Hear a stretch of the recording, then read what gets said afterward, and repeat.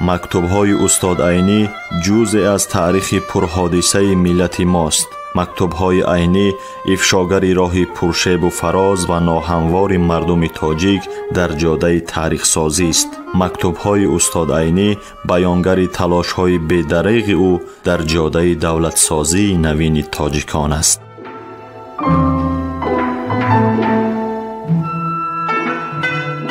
سامیان عزتمند، حالا شما از بخش خوانش ادبی مکتوب‌های استاد عینی را با نویسندگان و اندیشمندان همزمانش با چهره‌های علم و ادب تاجیکی در تهیه، تحریر، برگردانی و نشر آن کارمندان اینستیتوت زبان و ادبیات به نام رودکی اکادمی ملی علم‌های تاجیکستان، ادبیات شناس انزورت ملکزاد و گلبهار عثمانова سهم گذارند.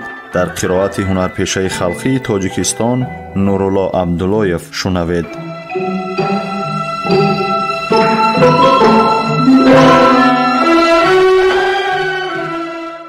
سال 1944 به مصلح‌الدین خان 23 ماه 2 سال 44. نوری چشمی مصلح‌الدین خان: بعد از سلام آنکه این جانب همه صحت و سلامت بوده، سلامتی شما را خواهانیم. شنیده شد که شما را در کلخاز نگاه داشتند. اکنون غیرت کردند در کار است که کلخاز بای و کلخازچیان سیر شوند، تا که هم سبب آبروی شما شود و هم سبب آبروی کلخازچیان شود. من تیر ماه خر خود را فروخته بودم و نیت داشتم که بهار خر خرم، اما امروزها در بازار سمرقند خری خوب نیست و هم از حد زیاد قیمت. در این روزها حاجی مراد نام که به ساکتری رفت و آمد دارد برای کدام کلخاز 2 خر خریده آورد و به طرفهای شما رفتنی شد. من در همین فکر آمدم که اگر ممکن باشد شما برای من یک خری خوشروی خوشره زوری زران گرفته فرستانید، تا که هم برای سواری و هم برای عرابه بکار رود. سالش از 5 تا 7 باشد. بنابر بعضی ملاحظه ها حاضر پول نفرستادم. پولش را خط کنید. اگر یگان ادرس معین تعیین کنید پریواد میکنم و اگر یگان آدمی آمده می رفتگی تعیین باشد خط کرده دهید به وی میفرستانم. اگر خر خریده فرستانید در خط نشانه هایش را معین کرده نویسید. خری خوب باشد، هرچند قیمت باشد هم میلش. شما در آن طرف تماکوی پاپیروس یافت نمی شود گفته بودید.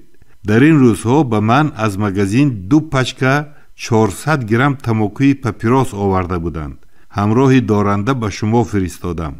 دیگر به عزت الله خواجه، به قاری زکریا، به اکابر خواجه، به ملا احمد، به دادر و خواهراتان سلام رسانید و هر کس مرا پرسید. با سلام خیرخواهانه عینی.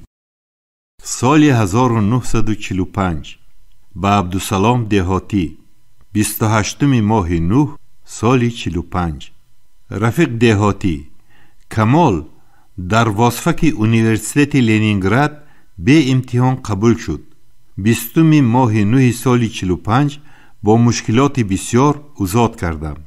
همین روز به نارکومپراس تاجیکستان از خصوص استیپندیا از نام خود عریضه فرستادم.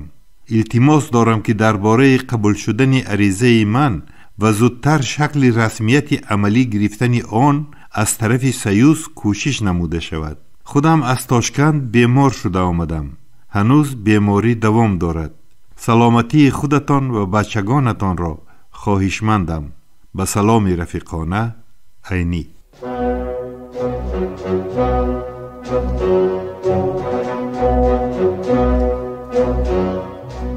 خبرهای ناز، همین گونه مژده‌های فرهنگی در نامه‌های استاد عینی سرشار است و استاد عینی در نامه هم درباره وضع معیشی و حالت عیش و عشرت خانوادگی صحبت نمی‌کنند. هر یک نامه استاد صدرالدین عینی یک کشفیات تازه علمی است. درباره اهل علم، درباره استعدادها صحبت میکنند، درباره کشفیات‌ها صحبت، درباره تاریخ خلق تاجیک صحبت میکنند. صدها بار ما باید این نامه‌ها را خوانده و بزرگی استاد صدرالدین عینی ایمان بیاوریم، باور حاصل کنیم و خودمان تحقیقات‌های درباره عینی نویسیم. هر یک نامه‌ای که استاد صدرالدین عینی نوشتند، هر یک بیان کننده یگان پهلوی مهمی حیات استاد عینی بوده است.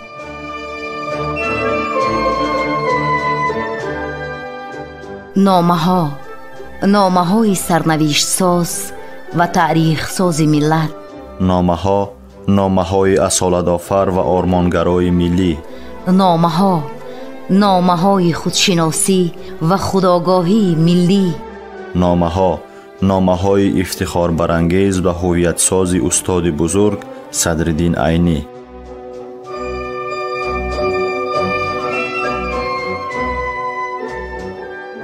رفیقان قدردان، در دنیا هیچ دولتی و خلقی نیست که مانند دولت و خلق تاجیک اهل علم و ادبیات را به این درجه حرمت، غمخواری و قدرشناسی کند.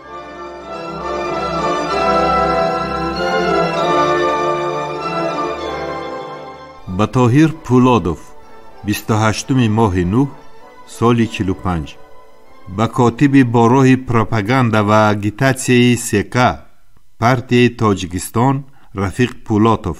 پسر من کمال عینی در کورس دوم واسفک اونیورسیته لنینگراد به امتحان داخل شد و 20 ماه نوح سال 45 گسیل کردم.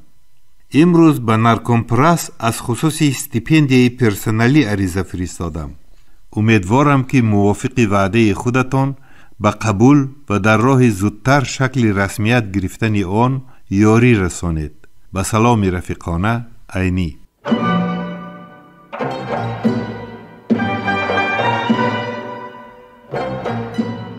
سامعان عزتمند، یادرس می‌شویم که شما از بخش خوانش ادبی مکتوب‌های استاد عینی را با شخصیت‌های بزرگ زمانش که دارای اهمیت مخصوص علمی و ادبی‌اند در قرائت هنرپیشه خلقی تاجیکستان نورالله عبداللهیف از رادیوی فرهنگ شنیدید.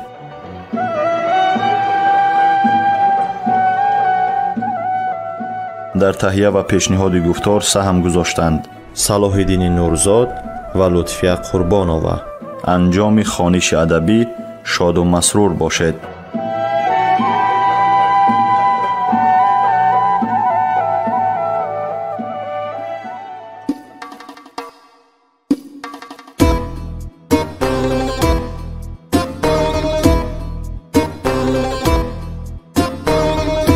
عمری عینی از برای خلق صرف خامش شد، خلقی ما را دفتری عینی شهادت نامه شد. عمری عینی از برای خلق صرف خامش شد، خلقی ما را دفتری عینی شهادت